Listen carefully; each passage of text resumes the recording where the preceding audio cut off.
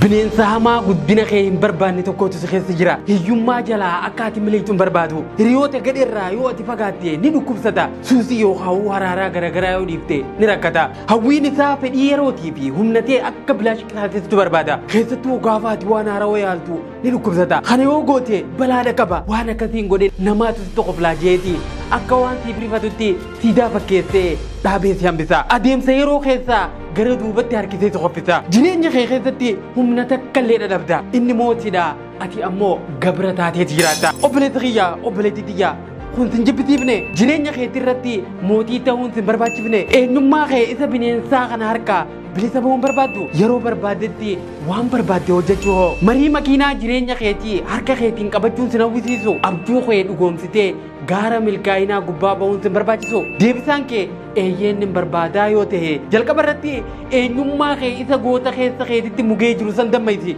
nama jabaa waan hunda godhuu danda'u jabaa tokkootu si keessatti mugee jira nama jabaa kana rabbiin humna guddaa ajaa'ibaati isaaf kenne namicha jabaa kana dhaggeeffachuu jalqabi yoo isa dammaysite eenyummaa isa bineensa keessa kee nyaataa jiru kana buqqiseeti si keessaa darba eenyummaan kee inni bineensi kun sodaataadha eenyummaan inni hafe ammoo goota eenyummaan kee inni goonni sun siituu akka inni rafu godhe malee wanni inni hin dandeenye tokko illee hin jiru eenyummaan bineensi sun namni maal naan ja'a jeeti rakkata dogongora sodaata nama biraa ta'ee mul'achuudha barbaada eenyummaan kee inni goonni sun ammoo ani maaliin ofiin ja'a ja'a rabbiin na uume hoo maal ja'atu isa yaachisa hawwiin namoota biraa fakkaatee mul'achuu gonkumaa hawwisan qabu jireenya dabre hundarraa waan baratu qaba bineensa of keessatti qallabdee guddisaa jirtu ajjeesi goota of keessa raffiftee ajjeesaa jirtu san ammoo dammayti namni tokko akkaataan inni itti si madaalu hedduu nama ajaa'ibsiisa yeroo maqaa nama tokkoo biratti kaafte bara baloo sannin beekaa bakka akkasitti hin argee nurraa dhiisiboo san kaleensaa'uu reestooraantii akkasitti wal garree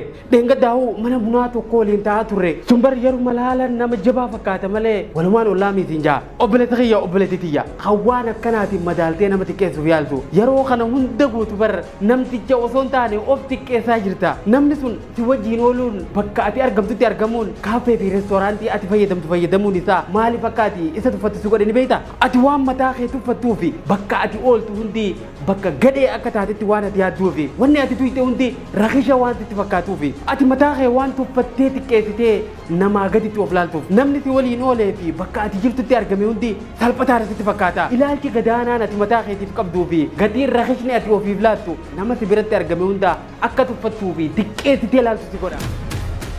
obboleessoo mataa kee akkasitti xiqqeessitee hin tuffatin namoonni bebbeekamoon hayyoonni namoonni siyaasaa abbootiin amantiitii fi namoonni ati dinqisiifattulleen yoo bakka ati jirtu dhufanii fi bakka ati itti tajaajilamtutti argaman ilaalcha hamaa akkasiitiin simachuun sirrii miti lafa takkarra waliin jirtanii bar ati akka namicha sanitti beekamaa fi qabeenya qabaachuu dhabuu dandeessa garuu yeroo waan hedduun si caalullee bakkaa fi wanni tokko kan waliin itti fayyadamtan jiraachuun si gammachiisuu qaba malee ofillee tuffattee namicha xiqqeessuuf akka yaaltu si godhuun admaleedha jireenya kun bar hiriirma dheeraa tokko waggaa hedduu waan jiraate sitti fakkaatullee akkuma irraa eegalte sanitti xumurtu qaama qullaa akkuma ruftetti qullaa deemta ilkee takka malee ergoo qofaan eegalta qabsoo jireenyaa jilbaan lafarra eegaltee erga diriirtee dhaabbatte booda guddaan gajjettee uleen dhadhaabbataa xumurtu jalqabni kee dhumateet bakka irraa eegalte san hin dagatin xumura kee waan ta'eef jireenya kana nama darree tokko taatee eegalte gatii beekaa abbaa qabeenyaa abbaa aangotii fi nama beekamaa feete yoo taatellee akkuma biyya irraa uumamtetti biyyatti laaqamta kan humaa hin beekne uumamteeti irraanfattee kan humaa hin yaadanne kun deemta humaa qabatteen dhufne humaatis qabatteen deemtu gaafa dhuftu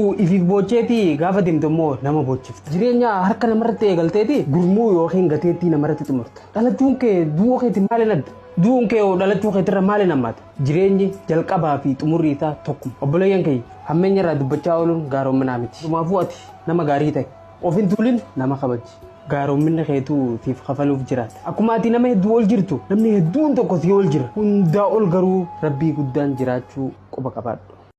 namoota lamaatu wal duraa duuba mana nama sooretaa tokko dhaqan namichi inni duraa akkuma ol seenan isaanii nyaata dhiyeeffateetti dhaqe kootu nyaadhu jennaan fiigee dhiqatee nyaata eegal osuma hin turin ammas rakkataan inni lammaffaan dhufnaan kootu nyaadhu yaaniin inni lammaffaa garuu osoo waan hin dhufeef hin himatin nyaata nyaadhu Boru ganamatti farda keessan barbaadetti naaf ergisuu dandeessanii jeen kana jidduutti namichi duroo dhufee osoo dhimma isaa himatti nyaatatti gattaa'e sun anis bar farda keessan barbaadetti dhufee jee isaan garuu lakkii tuffamtee jirta jaanii isa tokko farratti dhufe sanii farda kannan obboleeyyan kiyya qaalii waan manaa baaneef akka hin dagan keessattuu nuti warri jireenya baqarra jiru waan hedduu karoorfannee biyyaa baane gaafa jireenya biyya ormaa agarru waan biyyaa baaneef san dagan waan haaree nuun fayyanne hedduu agarree jala gorre yoomiti akkamitti maal qabannee biyya teenyatti deebinaa yaaduu dhiifne bakka bulalirraa bakka oolan filan wantoonni karoora kee akka karoorfattetti galmaan hin gaanne godhanne hedduutu jira xiyyeeffannoo keenya waan baaneef dhiifne wanti xiqqoo fi bu'aa yerootiif jecha karoora fi kaayyoo keenya guddaa isa manaa baaneef akka hin dagan nama deemu kana hunda yoo dhaggeeffatte hundi rakkachaatuma akka jiraatu dubbata inni kararraa waa kadhatu waan hin daabboon bitadhuun dhabee siin jaa kan fiillaa keessa galu immoo konkolaataa bituudhaaf waa xiqqoo na jalaa irra ta'ee jee yookaan dubbatu dhage inni hojii hin qabne dalagaadhaaf hiraa kan hojii qabu immoo mindaan natti xiqqaatee jeetee alaana hiyyeessi waan ittiin bulu dhabeeti bu'a dureessi immoo